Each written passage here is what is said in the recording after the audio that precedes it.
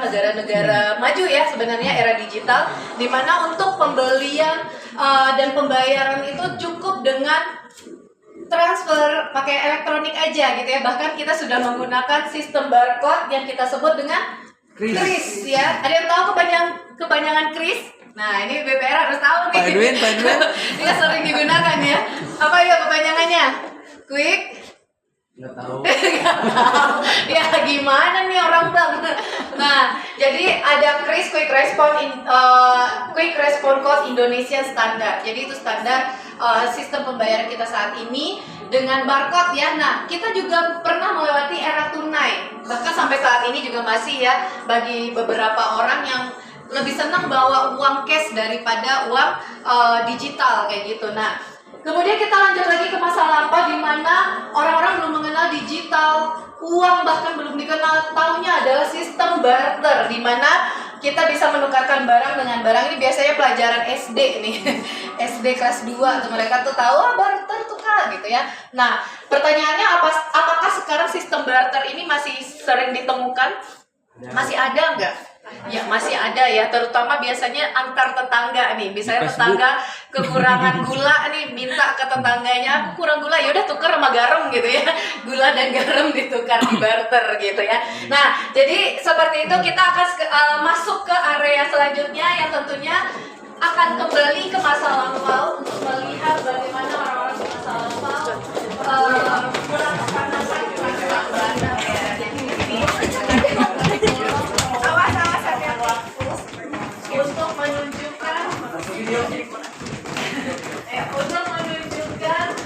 bagaimana orang-orang di zaman perdagangan kita melakukan transaksi. Jadi sekarang kita sudah kembali ke masa-masa kerajaan-kerajaan Majapahit, Mataram, kerajaan-kerajaan Hindu-Buddha ya di masa itu, di mana rempah-rempah menjadi komoditas utamanya mereka. Bahkan saking tingginya nilai rempah ini, mereka menggunakannya juga sebagai alat pembayaran.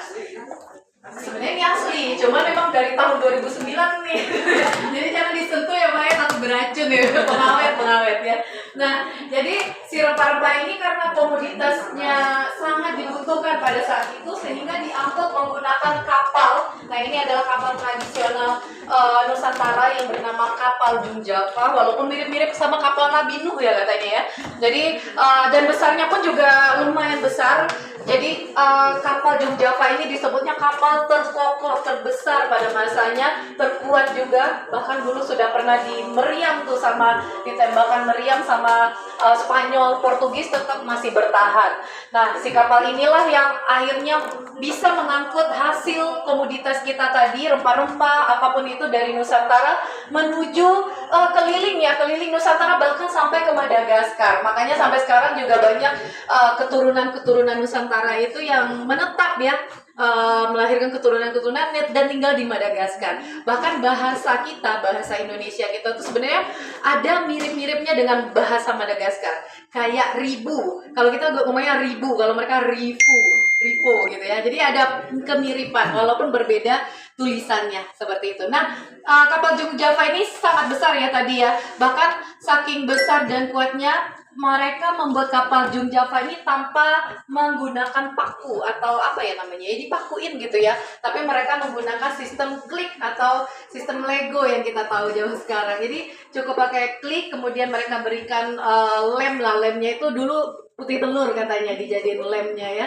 Nah, jadi seberapa banyak telur gitu ya, saya juga kebayangnya banyak banget.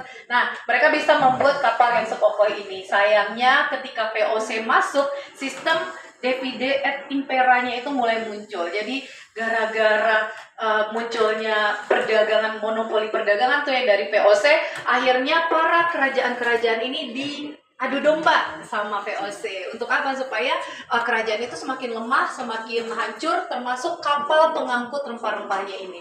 Jadi kapalnya ini dibakar ya, karena waktu itu kalau nggak salah Mataram dengan Demak, nggak salah ya, saya lupa satu laginya itu, tapi Mataram itu berperang ya, dan akhirnya kapal-kapal ini dibakar, bahkan segudang-gudangnya dibakar kayak gitu. Nah, paling kita cuma bisa menikmati atau melihatnya ya dalam bentuk diorama seperti ini.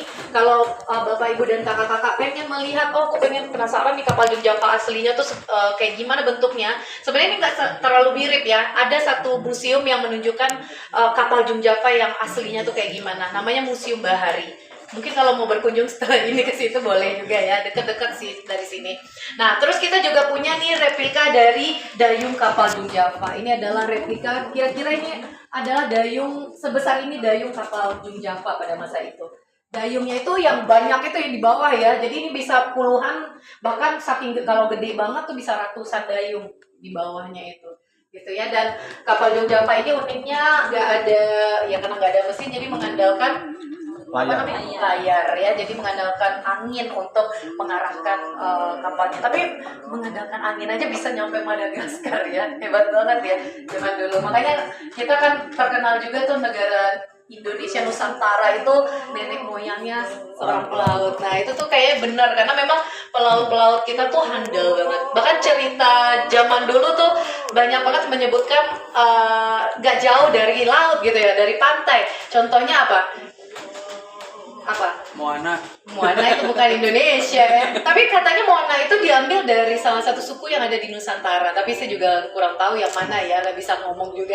Tapi salah satu cerita rakyat kita tentang Maling Kundang.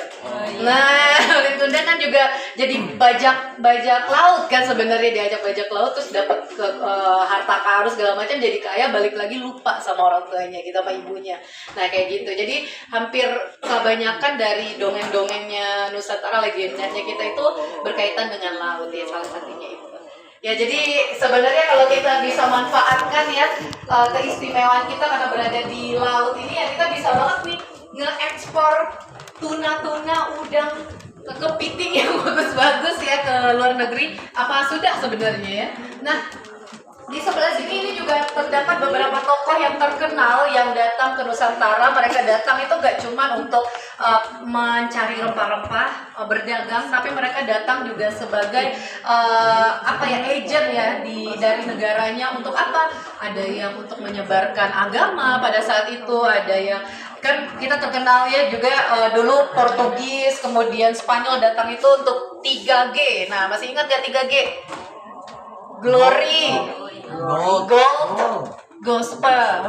Gospel itu ya agama ya gitu ya. Jadi mereka datang untuk menyebarkan agama. Makanya di timurnya Indonesia, yaitu di kawasan Maluku, Papua, NTT, NTB itu juga kebanyakan beragama Kristen ya, karena memang itu diperkenalkan agama tersebut oleh orang-orang Portugis dan Spanyol seperti itu ya. Nah kita lanjut lagi.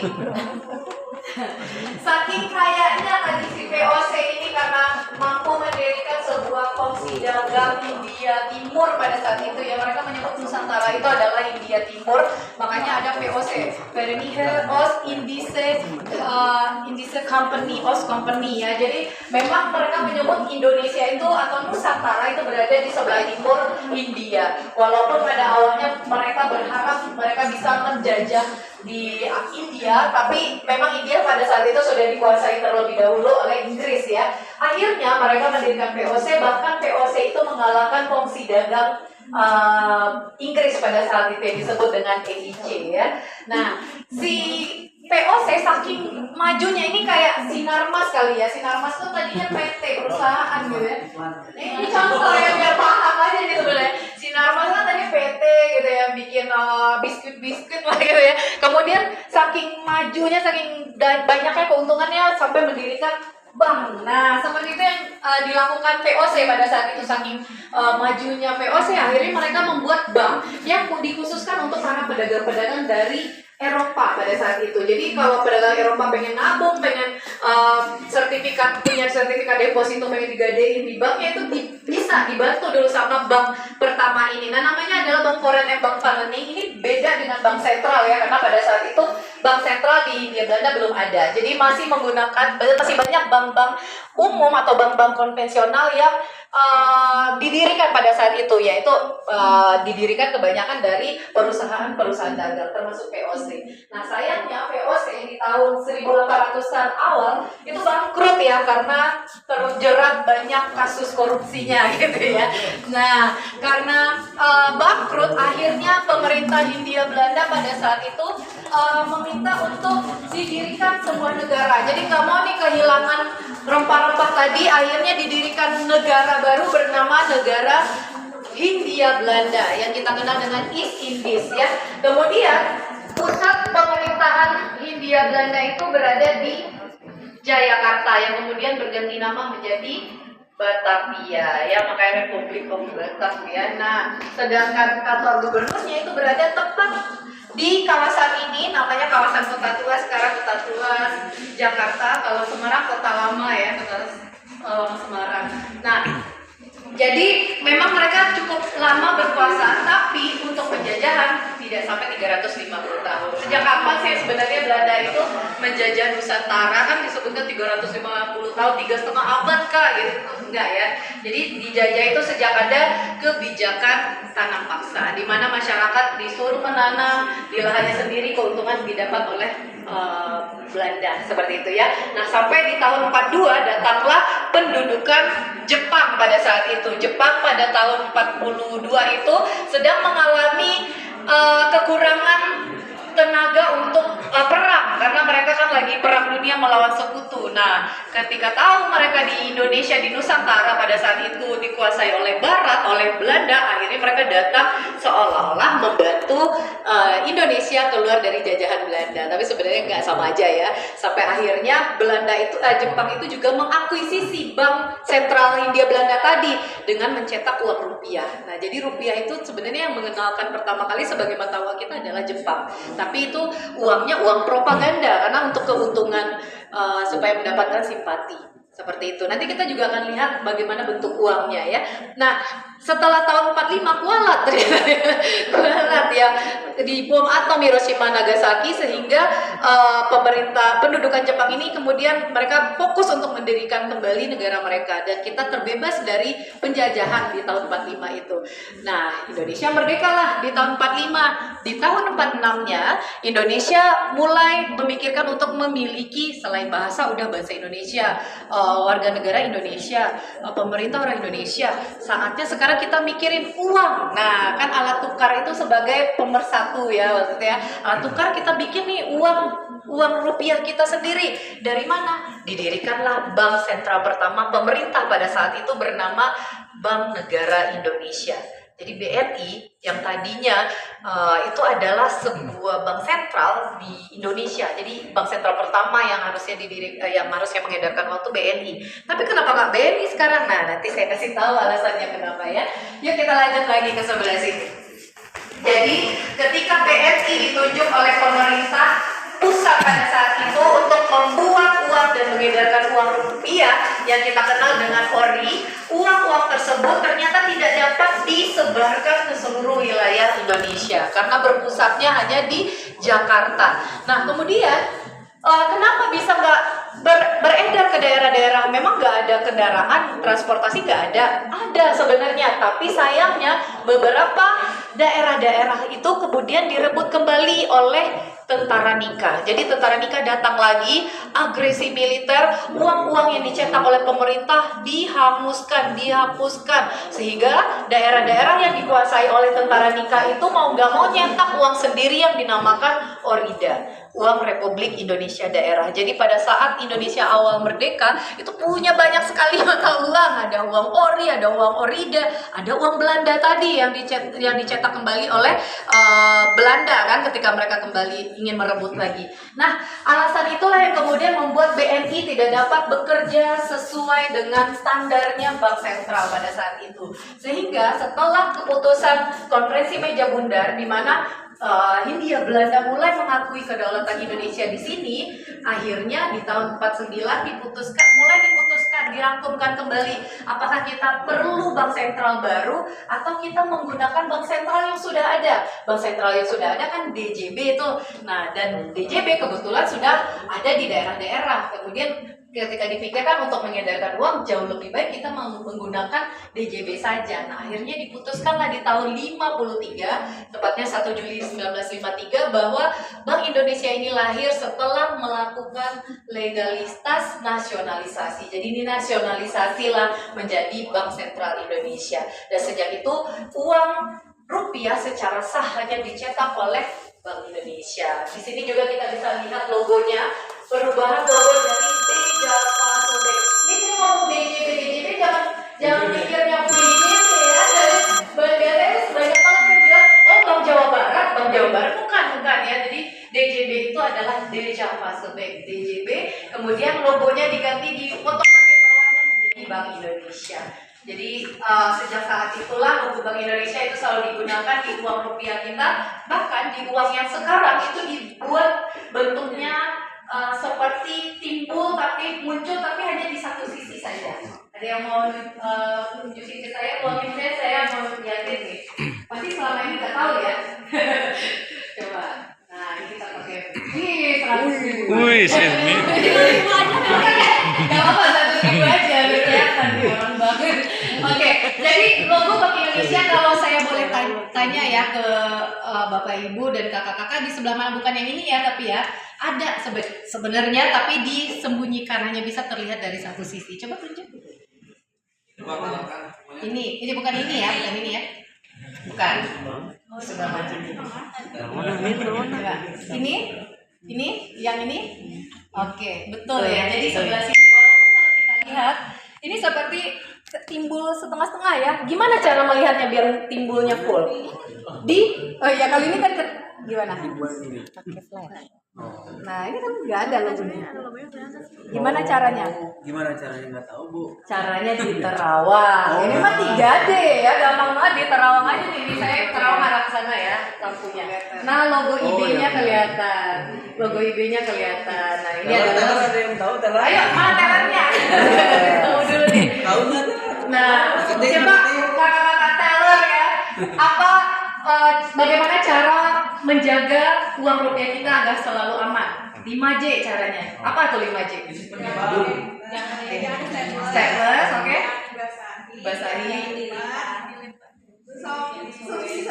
Jangan dijajanin. Jangan dibelanjain. Ayo. Saya langsung tes nih. Jangan disobek. Jangan dilipat, jangan di strapless, jangan dibasahi, jangan Racunnya di ini. diremas ya. Kelima terakhir, jangan dihilangin. Ya apa ya, satu lagi. Jangan dijajanin. Jangan dicoret ya. Jadi ada 5 nih D-nya. Kalau 3D udah tahu ya, dilihat diraba di Terawang. Sama ada satu lagi D-nya di center. Pakai apa? Pakai sinar ultraviolet. Jadi kelihatan kalau uang kita yang ini teller pasti tahu ya. Kita kasih sinar ultraviolet, maka akan muncul pendaran-pendaran batik dari balik ini. Nah, itu berarti uangnya asli. Kalau nggak ada berarti palsu ya. Nah, selain itu juga sebenarnya itu ada cara paling terakhir sih, yang paling awal itu ya dengan 3D tadi. Lihat dulu diraba dan di Terawang. Kalau bagian ini saya mau tanya lagi nih. Jadi kuis ya di sini ya, jadi tes. Oke, bagian garis-garis ini buat apa? Ada yang tahu? Buat yang merah. Iya, buat teman-teman tunanetra. Ayo tahu semua ya, yaudahlah kalau gitu ya. Sudah tersertifikasi. Ngomongnya buat saya aja ya.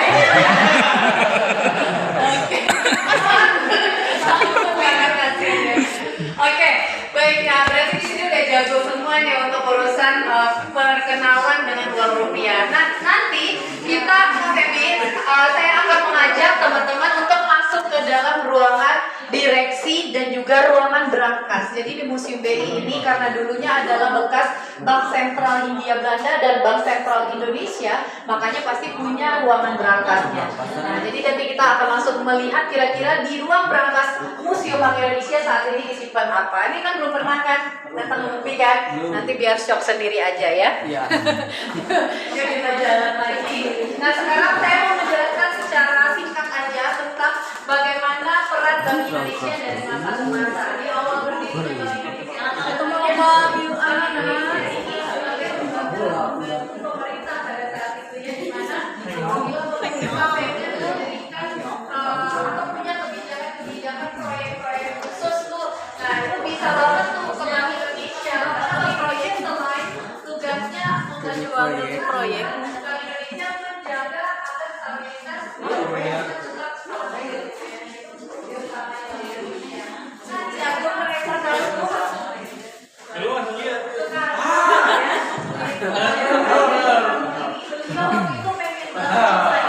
itu dilihat sebagai negara yang maju, sehingga di tahun 1966, oh itu tongkatnya Yusuf Muda Dalam, yaitu juga salah satu gubernur Bank Indonesia. Tapi saya malas menceritakan dulu dia, mungkin cari aja di Google ya, asli.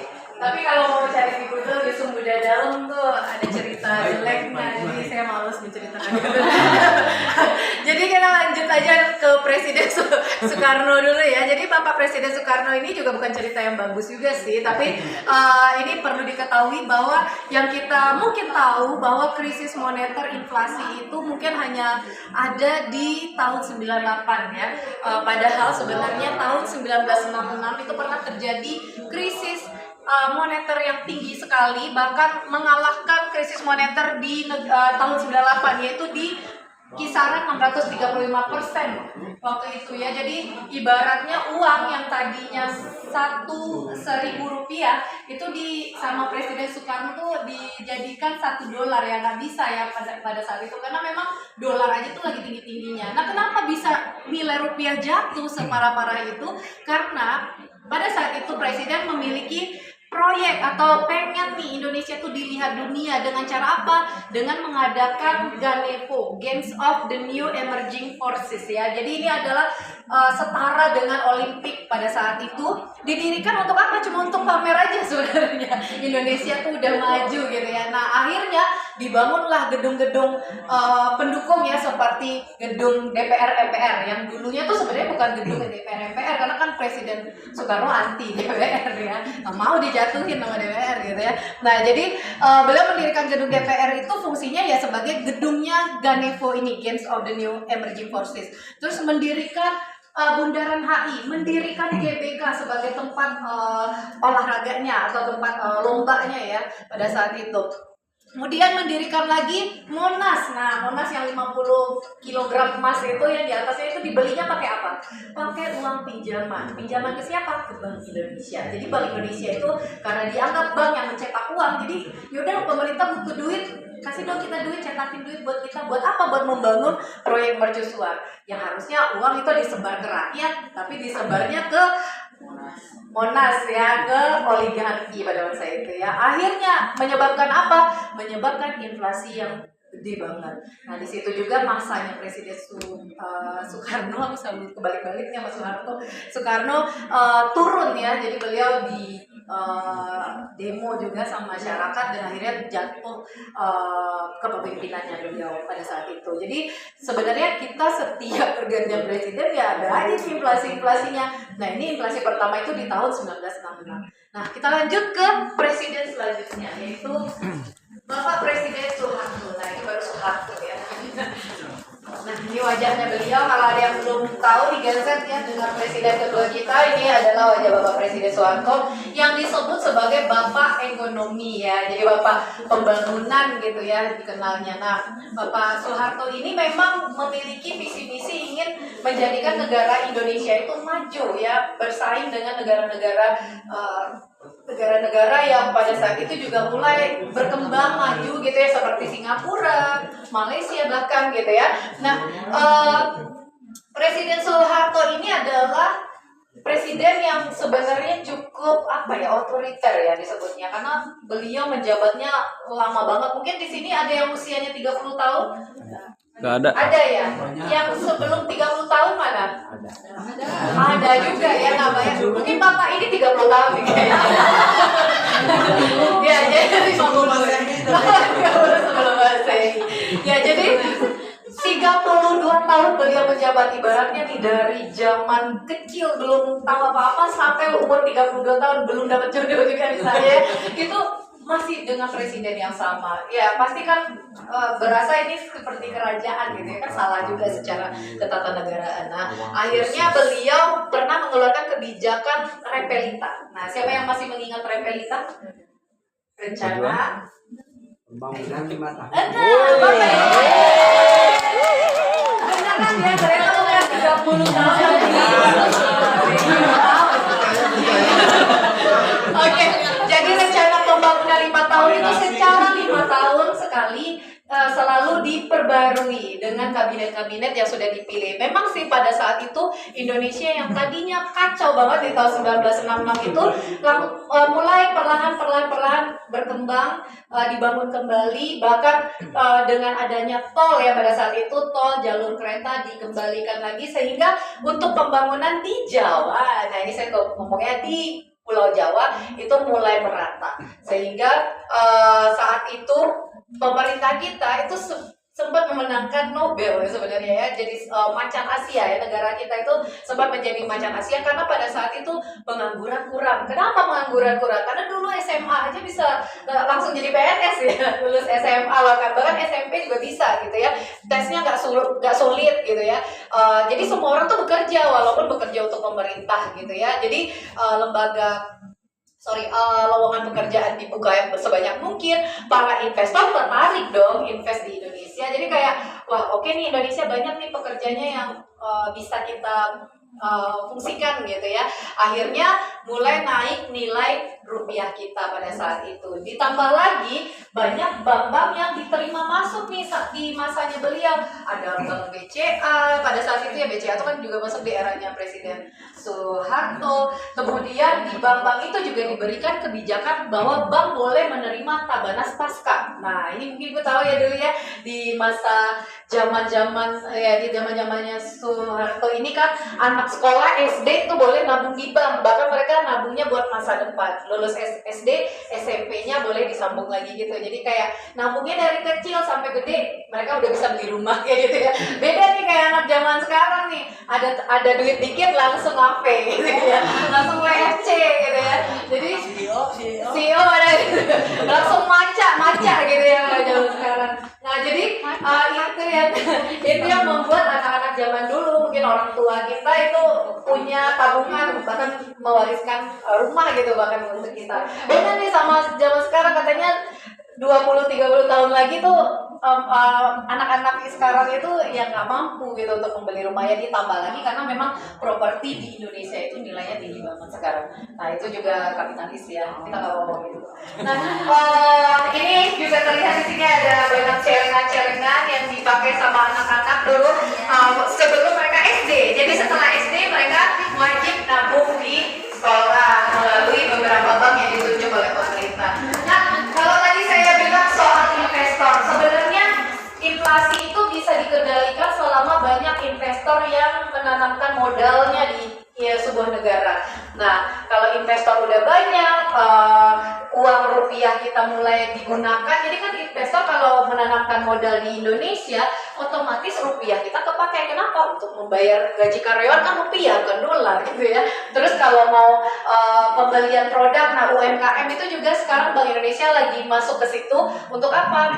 Memodali para pegiat UMKM supaya apa? Supaya mereka mau nih deposito atau bisa minjem ke bank tapi bunganya lebih rendah, karena kan untuk kepentingan itu ya, kepentingan misalnya ekspor dari Indonesia ke luar. Nah jadi UMKM kecil menengah itu tuh dikasih nih kesempatan sama Bank Indonesia buat bisa menjual produk-produknya. Nah saat itu investor banyak nih masuk, tapi sayangnya ibarat bangunan nih, kita bangunan tinggi-tinggi ya, kayak bangunan pencakar langit, tapi di bawahnya kayak dirayakin tuh, kayak fondasinya nggak kuat. Nah itu yang terjadi di tahun 97-98.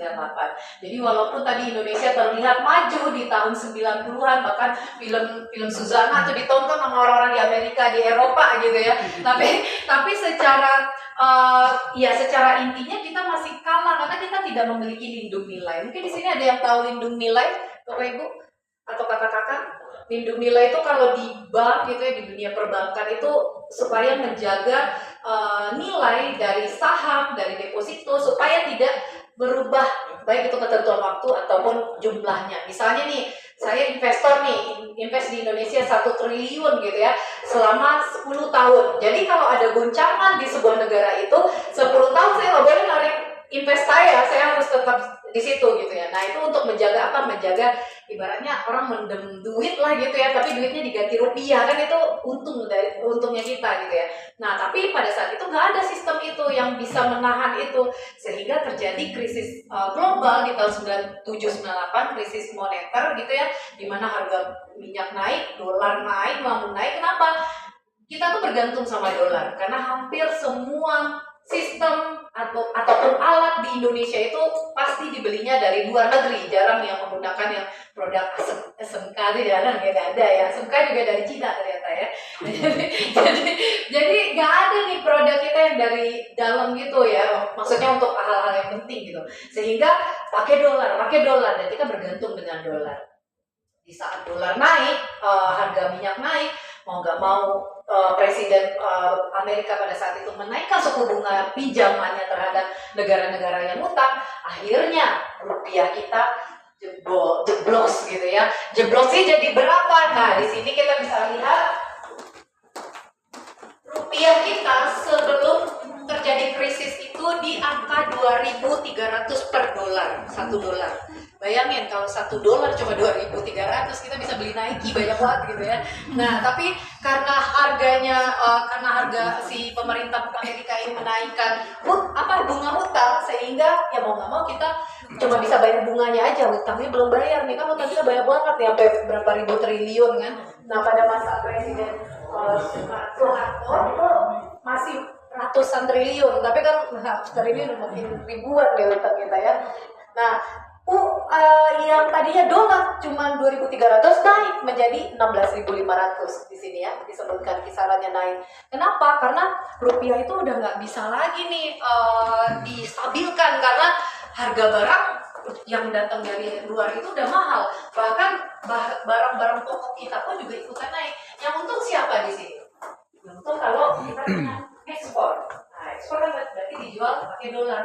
Itu yang kaya ya oligarki lagi gitu ya. Sedangkan kita ya yang masyarakat menengah ke bawah kita makin parah, makin sulit, sehingga pada saat itu terjadi demonstrasi, terjadi kerusuhan akibat kenaikan nilai barang yang membuat para investor, nah balik lagi nih ke investor tadi, mereka yang harusnya invest 10 tahun, 15 tahun jadi menarik modalnya lagi, membuat bank-bank yang tadinya memakai uangnya mereka untuk diputar ya, kalau orang kan putar uang ya, nah dipakai untuk udah nggak ada lagi uang untuk diputar ini, sehingga banyak bank-bank yang bangkrut.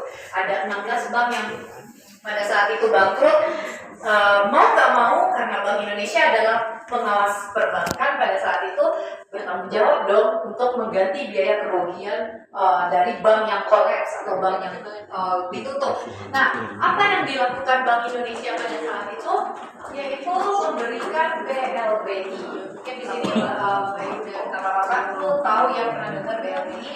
BLBI itu sebenarnya adalah bantuan likuiditas Bank Indonesia, di mana Bank Indonesia itu memiliki cadangan devisa baik itu berupa emas, batangan, kemudian sertifikat berharga yang bisa dijual dan digadaikan ke luar negeri. Nah, itu yang akhirnya dilakukan oleh Bank Indonesia. Untuk apa? Untuk membantu perbankan-perbankan yang tadinya kolaps. Tapi sayangnya nggak semua perbankan nih yang bisa dibantu. Cuman di sini tuh ada 16 ya, cuma 5 dari 16 bank yang terbantu, dan 5 bank itu kemudian di-merger menjadi Bank Mandiri. Nah, di tahun 99 Bank Mandiri lahir. Jadi Bank Mandiri itu adalah gabungan dari bank-bank yang kolaps pada masa krisis moneter. Ini tuh sebenarnya speaker, Pak. Jadi kalau kita dengar sini kan, ada penjelasannya. Gitu.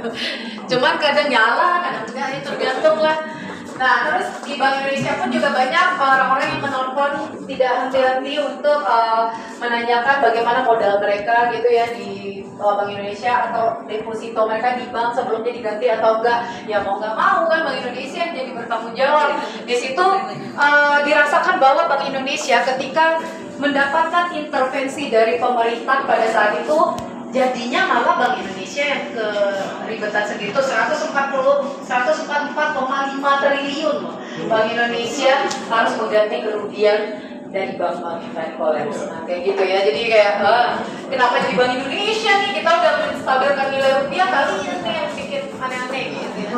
Akhirnya karena masalah tadi itu membuat pemerintah selanjutnya melalui kebijakan Bapak Presiden Habibie. Nah, ini presiden satu-satunya yang meninggalkan legasi yang baik ya untuk Indonesia, karena beliau kemudian akhirnya memutuskan bahwa Bank Indonesia juga boleh disetir sama pemerintah. Bank Indonesia itu harus independen supaya apa? Supaya tetap stabil, karena rupiah itu kalau udah nggak stabil ya berpengaruhnya banyak ke masyarakat gitu ya. Akhirnya di tahun 99 dengan Undang-Undang Nomor 23 tahun 99 Bank Indonesia menjadi bank yang independen. Nah, independensi sudah melekat di Bank Indonesia dari tahun 99 sampai tahun 2026 ini. Kita tunggu aja, semoga Bank Indonesia tetap independen ya sampai saat ini. Nah, dan setelah Bank Indonesia menjadi bank independen, tugasnya hanya tiga hal yang perlu dilakukan oleh Bank Indonesia. Pertama, beralihnya tugas, bukan beralihnya ya, ini tugasnya sebagai mikroprudensialnya perbankan, jadi kayak pengawasan perbankan secara makroprudensial, sedangkan yang mikronya itu kepada diawasi oleh OJK. Tahu ya teman-teman ya di sini ya. Nah, kemudian tugas keduanya Bank Indonesia adalah mengedarkan uang rupiah ke seluruh wilayah Indonesia biar nggak terjadi lagi sepadan dan ligitan, teman-teman. Tahu ya kasus sepadan ligitan? Ada tahu nggak di sini? Nggak tahu. Ya Allah, di mana nih? Jadi sepadan ligitan itu adalah sebuah pulau yang terdapat di Kaltara, Kalimantan Utara, yang kemudian di Pulau Sepadan Ligitan itu lebih banyak orang menggunakan mata uang ringgit daripada mata uang rupiah kita, sehingga mereka pun pada akhirnya masuk ke wilayah Malaysia, padahal kan sebenarnya secara geografis ya udah punya Indonesia. Mereka sendiri lebih merasa sejahtera di Malaysia, ya udahlah gitu ya. Akhirnya sekarang Bank Indonesia tetap harus memperkuat rupiah kita melalui yaitu tadi kita punya kasir-kasir Bank Indonesia di mana mereka ditugaskan di wilayah-wilayah perbatasan. Kakak-kakak boleh kasih rame nggak di belakang? Boleh kasih jalan itu buat rombongan kalau rame ya. Kalau nggak apa-apa lah Bu. Anak-anak ya. Oke, boleh ya dikasih. Oh, iya boleh dikasih jalan. Nah, tugas terakhir ini gurunya. Oh ya Adik, langsung jalan aja yuk. Jalan ya. Iya, silakan. Oh, rame ya ini ya. Dari TK. Dari mana? Saya suka. Lucu banget. Oh, ini kepala sekolahnya. Ini lucu.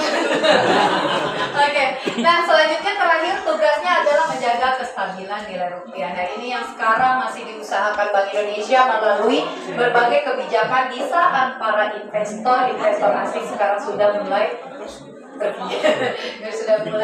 pergi ya dari Indonesia, udah lama lagi invest di Indonesia. Kenapa? Apa yang menyebabkan investor takut ke Indonesia? Ini agak sulit ya, agak ada politiknya dikit.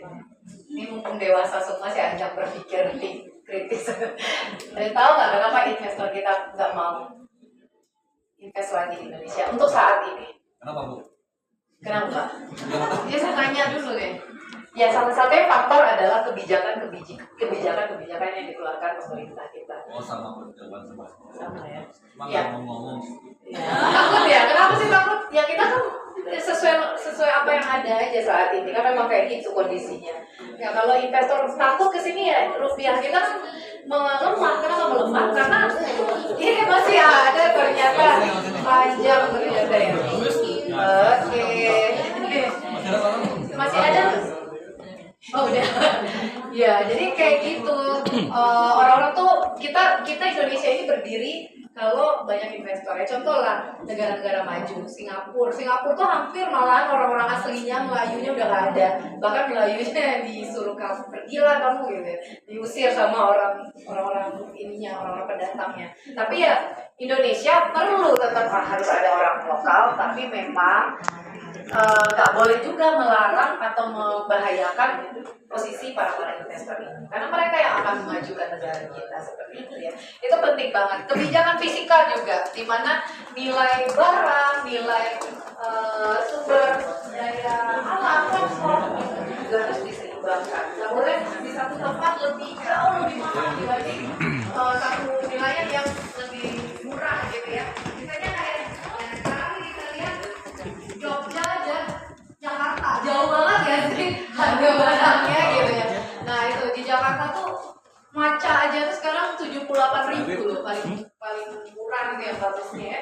Mahal banget 78.000 kayak di Jepang gitu ya. Nah sedangkan di Jogja aja dengan kualitas yang sama mungkin harganya bisa setengahnya. Itu kenapa bisa terjadi ya, karena harusnya itu secara fiskal ya, harusnya bisa diseimbangkan ya. Kalaupun harus ada perbedaan, nggak boleh sejauh itu.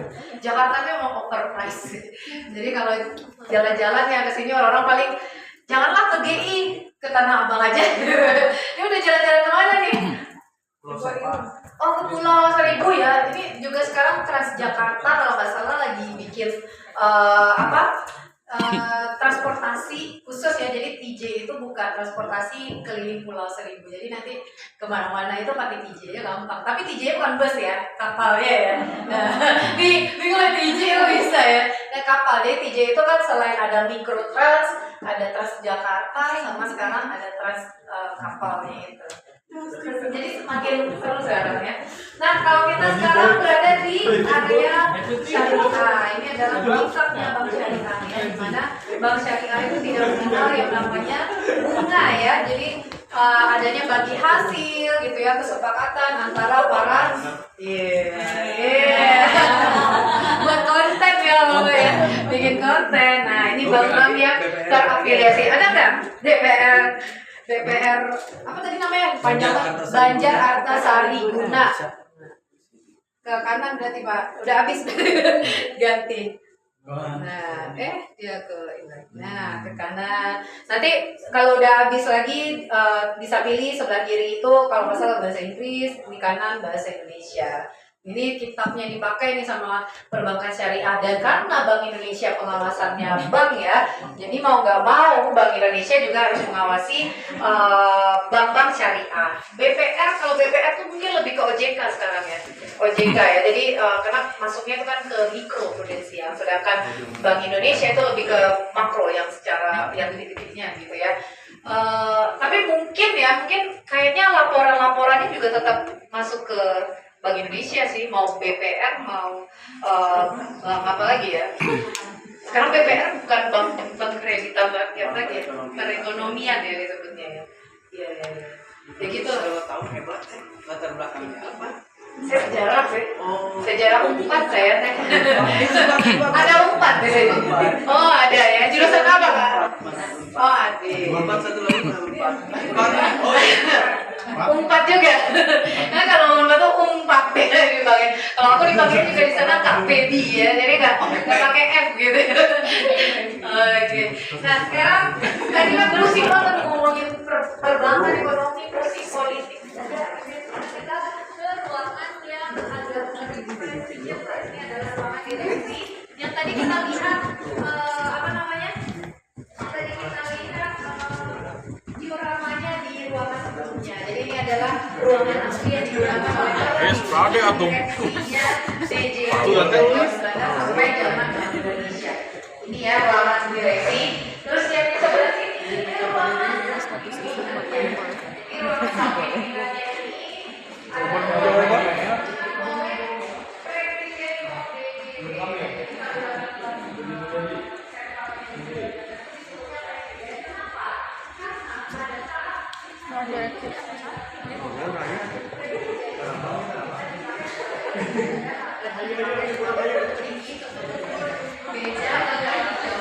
Indonesia mereka presiden adalah posisi tertinggi pemimpin negara. Jadi itu perbedaannya. Kenapa pada akhirnya nama presiden BJB diganti menjadi Gubernur Bank Indonesia. Tapi saya suka nanya nih sama bocah-bocah, siapa Gubernur Bank Indonesia saat ini? KDM. Iya KDM lah dibilangnya. Terus ada lagi dulu zaman Anies gitu ya. Jadi bukan gubernur itu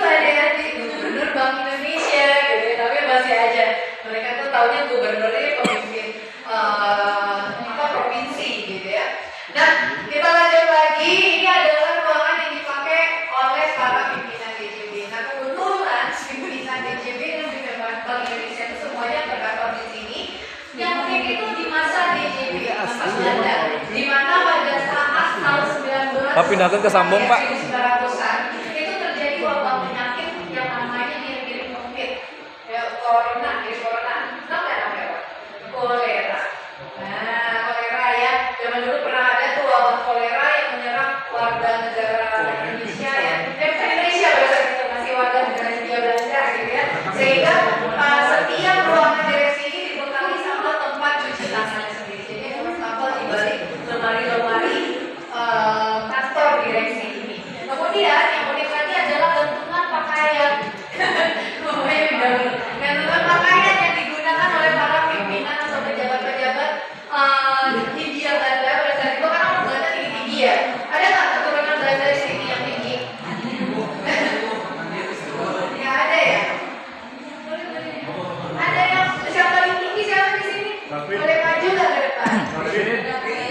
Ada pin? Oh iya, ada pin yang tadi dekat.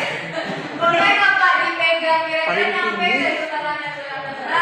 Berarti Pak David bukan orang Belanda ya. Bapak pasti nyampe tuh. Nah, pakai itu saya pernah memandu orang Belanda. Iya, kursinya paling mana lagi? Tinggi banget ya, jadi saya kaget juga jadi bisa effort gitu ya memegang si gantungan pakaian ini. Ini nggak pakai editan ya, nggak pakai era ya, beneran ya. Peteng aliu. Bu, peteng naon? Hah? Itu jadi nyata ya kayak. Waduh, emang Bisa mungkin juga pandai kan? orang Belanda aja gitu. Nggak kabar. Oke, kita lanjut lagi.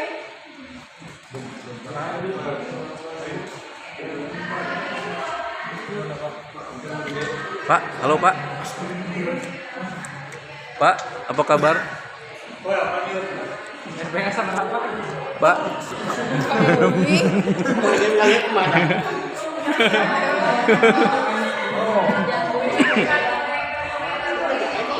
bagaimana cara mereka menstabilkan nilai mata uang kemudian pada masa itu ya. Nah, kita lanjut lagi ke sebelah sini. Nah, kita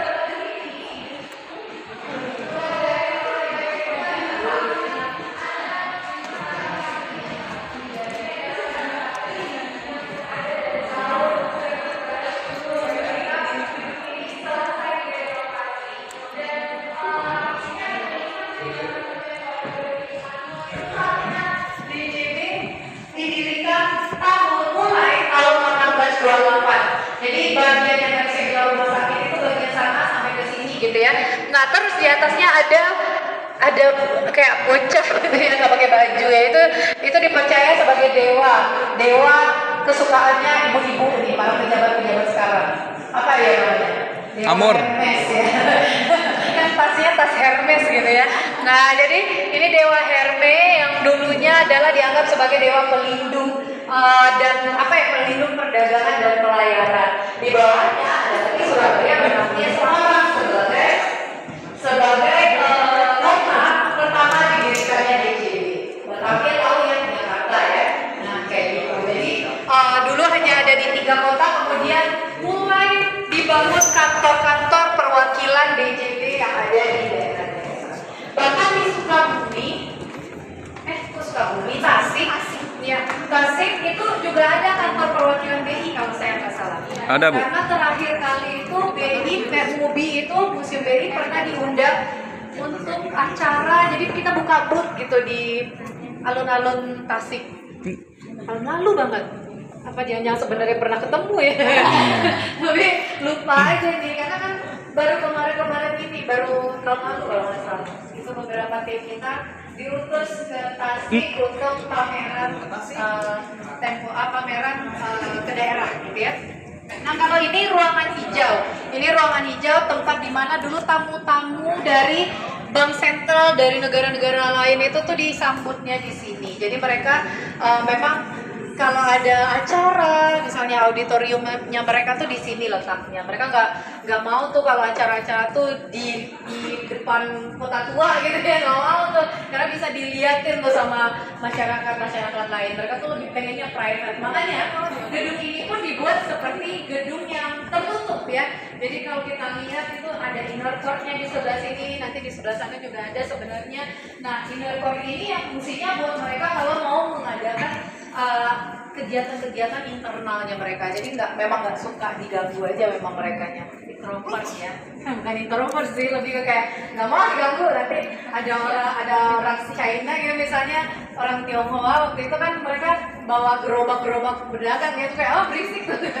Jadi mereka pengen tertutup kayak gini. Tapi fun fact-nya pada saat itu, walaupun misalnya mereka nggak suka nih dideketin sama bangsa-bangsa lain atau misalnya kayak dari Tionghoa, Melayu dan segala macam, tapi mereka mempekerjakan orang-orang Tionghoa sebagai kasirnya.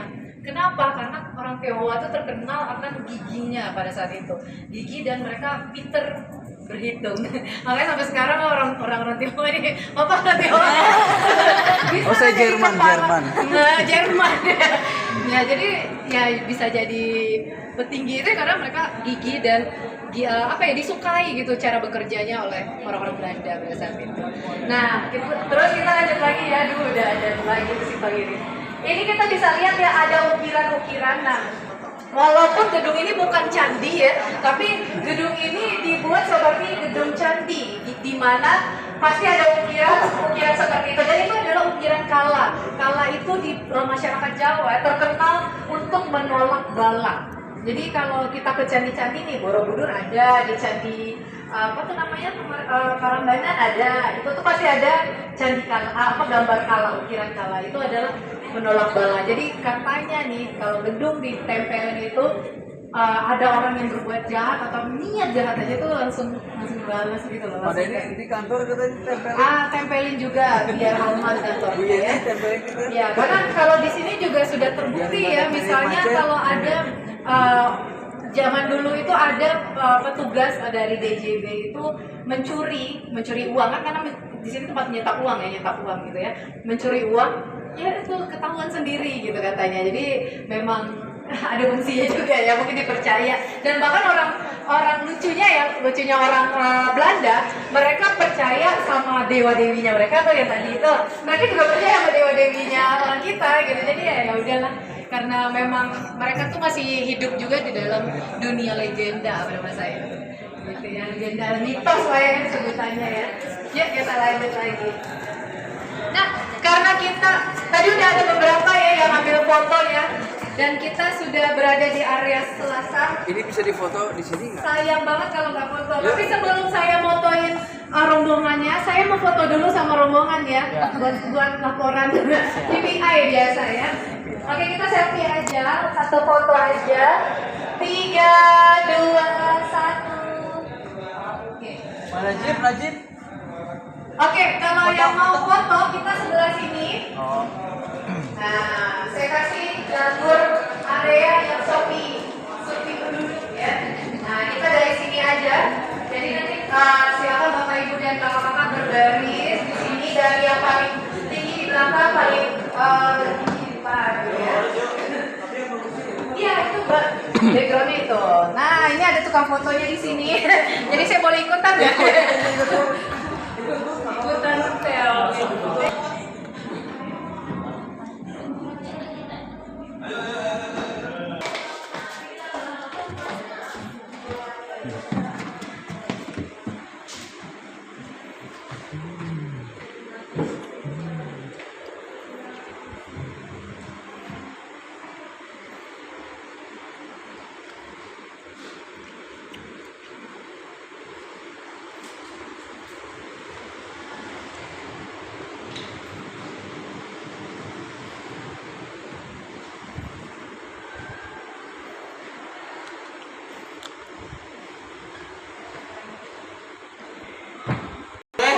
Kayaknya dari awal dibuka itu udah hilang gitu.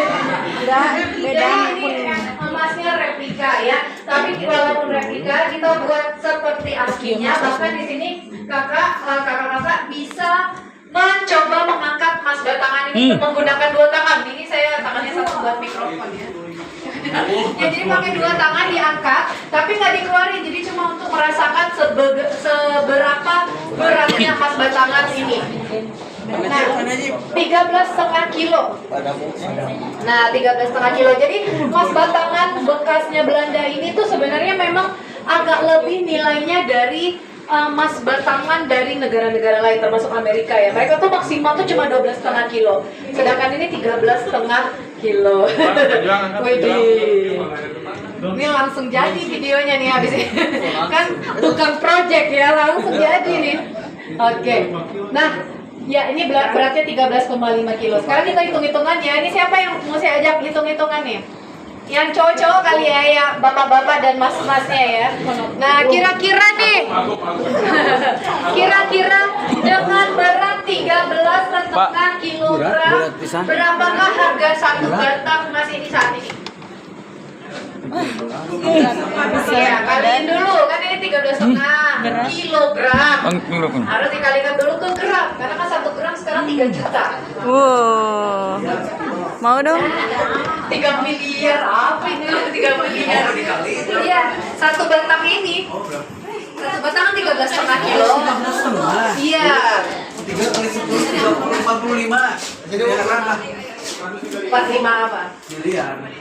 Sebenarnya kurang sih, tapi mungkin sekarang bisa jadi 42,5 miliar gitu ya. Jadi ini harganya 42,5 miliar. Kali. Iya, itu yang jatuhin naikin lagi ya. Itu siapa tuh yang jatuhin? Berapa? Ayo. Ini kita udah gede-gede ya, masih kayak bocah SD. Nah, ini bapak-bapak kebantuin nih bapak-bapak. Siapa namanya? Pak Dedi ya. Udah, alhamdulillah. Mau kuat. Mau kuat, berat banget. Berat ya, karena ya gitulah emas batangan ini. Numismatik itu bukan menulis ya di dalamnya ya, tapi ilmu yang mempelajari tentang uang dan juga sejarahnya. Salah satunya uang yang ada di dalam itu uang seperti ini ya. Jadi ini adalah uang dari kerajaan Banten. Nah, Banten tulisannya tulisan Sunda ya ini ya. Yang bertuliskan Pangeran Ratu Banten. Jadi Banten itu dulu ada, kemudian ketika Islam masuk namanya diganti jadi Sultan Maulana Malik Ibrahim. Nah itu kan terkenal tuh. Si Sultan Maulana Malik Ibrahim itu katanya adalah raja paling bukan ditakuti ya, tapi disegani karena beliau itu katanya dulu tidak memiliki selir. Jadi cuma ada satu istri saja. Itu harus siap. Oke nih para dan Bukannya dua, Bapak. Bukannya dua.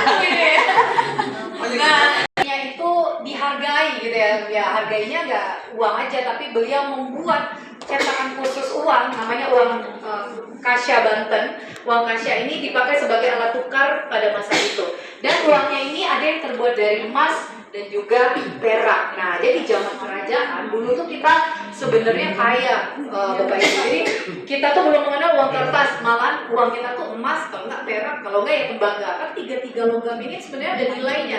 Kalau kita beli di tukang besi tuh logam mahal banget ya, apalagi emas ataupun perak. Nah, kenapa juga perak itu banyak digunakan sebagai alat tukar? Ya karena perak atau kita zaman dulu tuh dari perjalanan uang yang ada di Nusantara. Belakangnya sejarah. Oke. Nah, di sebelah ini kita akan mulai dengan uang kerajaan Nusantara, terutama di Garuda, di mana pada saat itu kerajaan masih menggunakan uang emas. Nah, ini uang emas.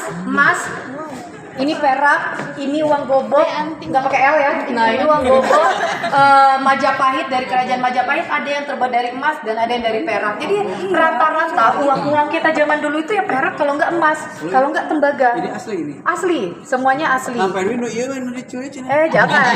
CCTV-nya bisa mendengar niat di sini ya. Tidak hanya mendengar suara tapi niatnya di sini. Ada kalam. Jadi iya, tapi jangan salah ya, walaupun emas-emas ini terlihat kecil, bukan emas ya yang belakang ya sebelumnya.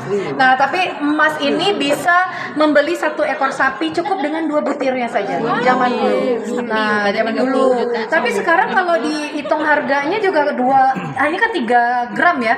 3 gram kali 3 gram Ya dapat lah anak sapi itu mah. Kambing dapat satu. Kambing ya dapat ya.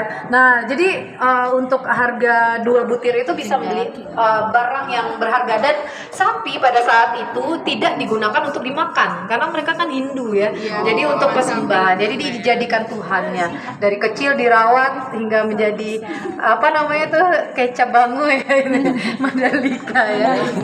Ya kayak gitulah ya. Jadi dari kecil sapinya dirawat sebagai Tuhannya.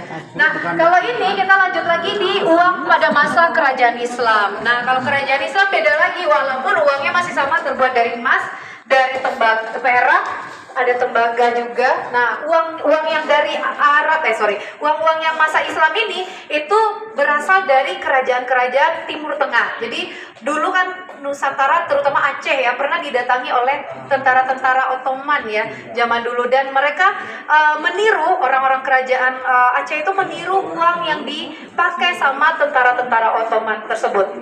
Uangnya itu dinamakan uang dirham. Jadi kalau misalnya Bapak Ibu tahu dulu tuh ada kerajaan Persia, namanya Persia itu kan gak cuma di Iran ya sekarang ya, tapi dulu ada Irak, bahkan Turki juga masuk ke situ dulunya. Jadi ada beberapa wilayah yang dikuasai Persia, makanya mereka datang tuh ke Nusantara pada saat itu untuk selain mengedarkan agama Islam, mengajarkan Islam, juga mengedarkan uangnya mereka. Nah makanya uang dirham ini dikenal di Aceh pada saat itu.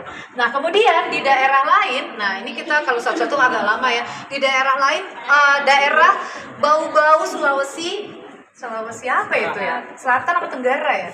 Ya bau-bau, bau-bau, tapi di sana nggak bau-bau loh orangnya ya. Wangi-wangi kok. Dan di kerajaan Buton namanya dulu itu pernah ada uang yang terbuat dari kain, satu-satunya di Nusantara. Bahkan di dunia kali ya nggak ada lagi uang yang dari kain. Nah uang ini ditenun oleh Ratu Kerajaan Buton, namanya Ratu Bulawambana, dengan ukuran 2 kali telapak tangan. Fungsinya buat apa? Untuk membeli telur. Nah, telur itu dulu digunakan ya, tadi saya bilang bahan dasar atau bahan untuk membuat tembok-tembok pertahanan. Jadi di tahun 1940 uang ini masih digunakan di kerajaan Buton sampai Belanda masuk ke kerajaan Buton tersebut.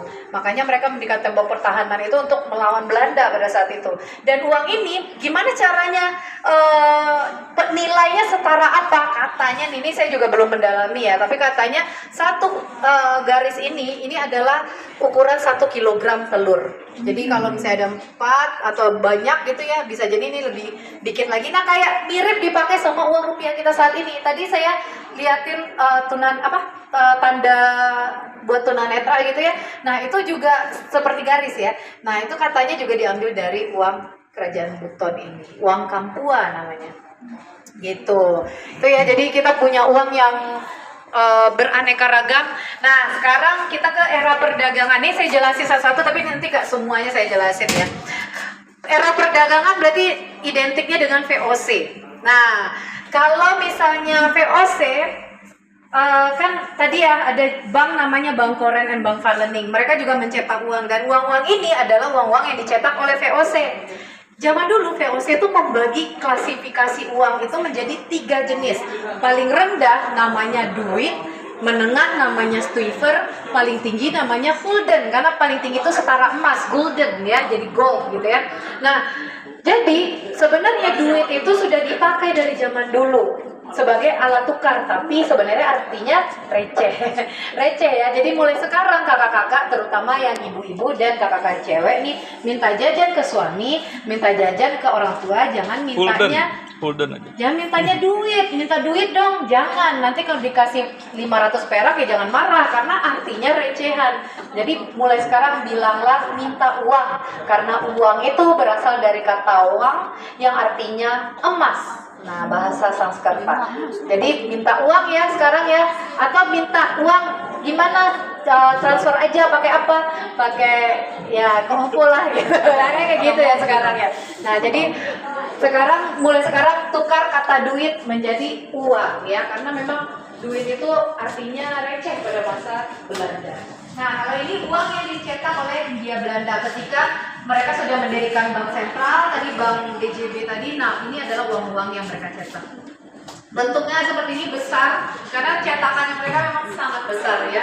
Dan zaman dulu nggak ada dompet orang-orang, jadi kalau mau masukin uang ya itu dilipat-lipat, kan ini ada bekas lipatannya ya, 1, 2, 3, 4 nih, kayak dilipat bagi 2 terus dikecil-kecilin lagi. Jadi zaman dulu memang nggak ada dompet. Nah makanya juga akhirnya uang itu dicetak sekarang itu semakin lama semakin kecil ukurannya. Kemudian, nah tadi saya cerita soal uang propaganda pada masa Jepang. Nah ini dia uang-uangnya. Jadi Jepang itu mencetak uang, tapi bukan uang yen gitu ya, tapi mereka mencetak uang rupiah. Supaya apa? Supaya mendapatkan simpati masyarakat Indonesia.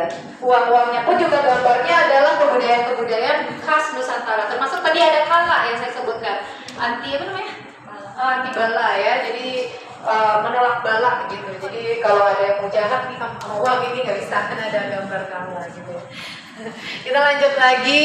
Nah mau foto ya, maaf ya Pak, jadi megang dua-dua gitu handphone. Jadi videografer, fotografer dalam satu waktu ya. Nah selanjutnya kita juga ada uang dari beberapa negara. Dan sini kita punya ya ratusan koleksi uang gitu ya, koleksi uang dari beberapa negara. Jadi misalnya Bapak Ibu dan kakak pengen melihat uang dari Denmark gitu ya.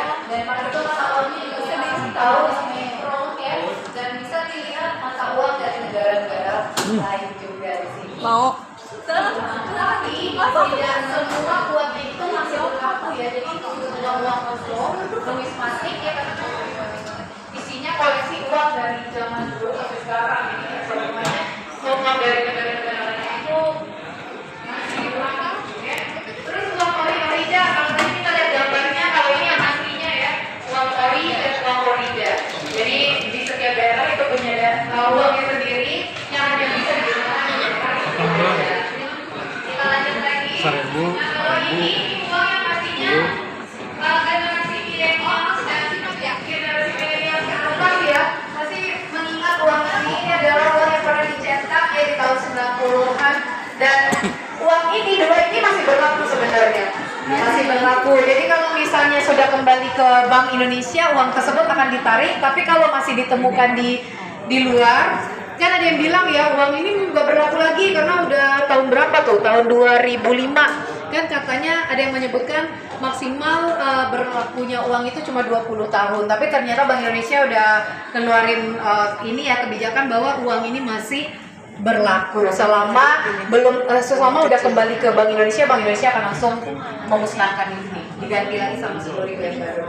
Gitu. Kalau ini ada yang merasakan uangnya 100.000 plastik ya. Nah, kenapa uang ini sangat cepat dicetaknya? Karena pertama harga yang percetakannya sangat mahal, bahannya mahal banget, dan rusaknya lebih parah daripada kerusakan uangnya sekarang. Padahal uang kita mau yang dari plastik, mau yang sekarang itu sama-sama terbuat dari serat kapas ya. Kalau yang sekarang tuh mahalnya juga mahal sebenarnya karena dari serat kapas kan kapasnya mahal gitu kan. Nah makanya kita sekarang kalau pinjam uang itu selain 5J tadi, mohon untuk tidak kayak dirusak tuh dicoret kayak gitu-gitu. Karena memang kalau dicoret nilainya pun juga jadi berkurang. Padahal kalau kita lihat melalui cahaya, saya nggak mau lagi itu ya ultraviolet itu kalau saya bawa bisa jadi seberapa bagusnya uang kita Indonesia. Nah karena jam 10 kita harus berdiri dulu, katanya harus ambil jalannya lah ya. Kan Pangker ya jadi monyet gitu. Lanjut lagi, ini adalah uang khusus nih, uang khusus terakhir, uang khusus ini adalah uang yang dicetak Bank Indonesia untuk momen-momen tertentu. Salah satunya uang 75.000 yang paling baru. Ini tahun 2020 pada saat COVID ya. Mungkin Bapak Ibu dan kakak-kakak masih ada yang punya? Banyak ya. Dibelanjain nggak? Enggak ya. Kenapa nggak mau? Kan masih berlaku. Siapa tahu mahal. Di pasar nggak mau, Bu? Di pasar Nah, pedagang. itu mungkin masih banyak dari para pedagang-pedagang kita yang belum teredukasi ya soal uang ini, karena memang uang ini tuh sama statusnya seperti uang biasa, cuman memang karena unik dan terbatas jadinya orang-orang jarang yang menggunakan kembali uang ini sebagai alat pembayaran. Tapi kalau kepepet-kepepet banget nggak apa-apa lah. Jadi dipakai buat jajan ya. Iya. Kalau aduh kere banget nih duit tinggal 1.000, nggak ada 75.000 ya udahlah beliin aja. Kalau pengen makan somai gitu kan. Tahu-tahu mas beli somai, abang somainya nggak mau. Iya. Oke. Selamat ya. Ya. Emang iya aja kita. 25.000 perak ya. Tahun mana? Kalau nggak ada. Tahun mana gimana? Oh iya 25.000. Kirain 100.000 mah 1 gram dah. Khusus. Mun aya ieu mah lidah.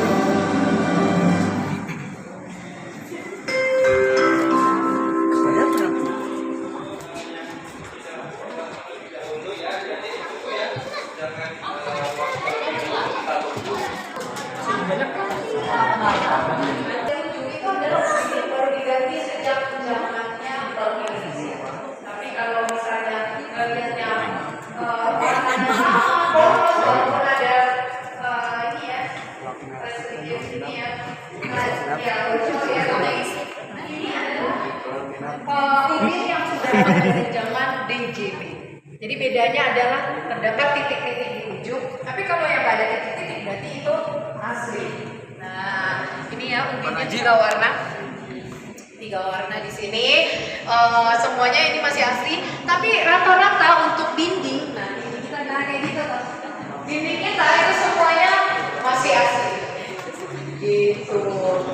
Kalau ini itu kenapa nggak ya? Coba kita lihat. Ini sama kayak yang tadi ini blueprint. Iya, tapi ini kayaknya udah nggak mau deh. Yaudahlah. Ya, jadi itu blueprint arsitektur. Nggak apa-apa kalau ini tuh dulu area kan kalau di bank tuh ada kasir, ada CS gitu ya, customer service, terus apa lagi? Teller, ya, CS, teller ya. Nah, kalau tellernya kita kan tadi tuh yang di depan, kalau yang di sebelah sana teller, kalau yang di sini itu CS-nya kali ya di area sini. Jadi misalnya kalau mau ada orang yang datang untuk menggadaikan sertifikat, nanti akan ada petugasnya bukain ini, terus saya kamu mau gadain apa, gadain diri gitu. Nah, nanti dikasih duitnya, tinggal duitnya itu diambil di ruang kasana tadi. Jadi ini sebenarnya jalur yang paling dekat dengan ruang kasana. Makanya tempat penyimpanan surat-surat berharga semuanya di sini. Gitu. Gimana Pak? Aman Pak? Semua di Museum Bank Indonesia ini adalah area terakhir dan setelah ini kita akan ke ruangan souvenir dan kembali lagi ke lobby. Jadi saya mau mengucapkan terima kasih sebanyak-banyaknya dan mohon maaf Sama-sama, ya, Bu. apabila ada kesalahan kata dan perbuatan ya. Nanti mungkin kedepannya kalau misalnya mau berkunjung, saya sarankan sekali untuk mengirimkan surat permohonan supaya kita bisa dapat full gitu ya. Ini sebenarnya nggak full aja udah kayak full ya, udah berapa jam gitu ya.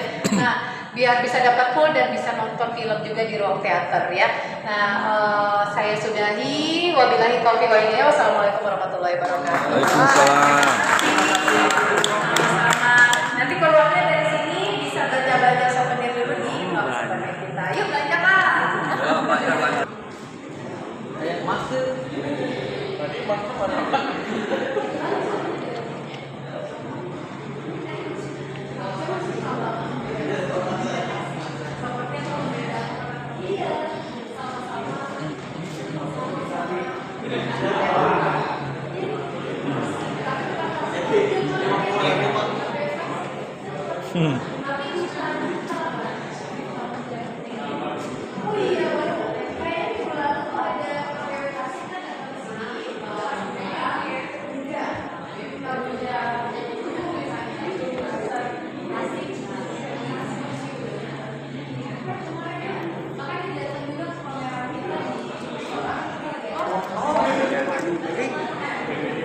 Pak, mau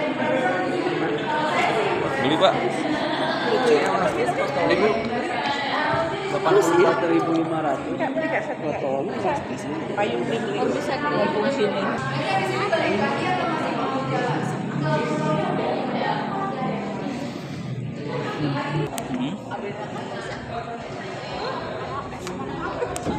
tumbler itu jelas.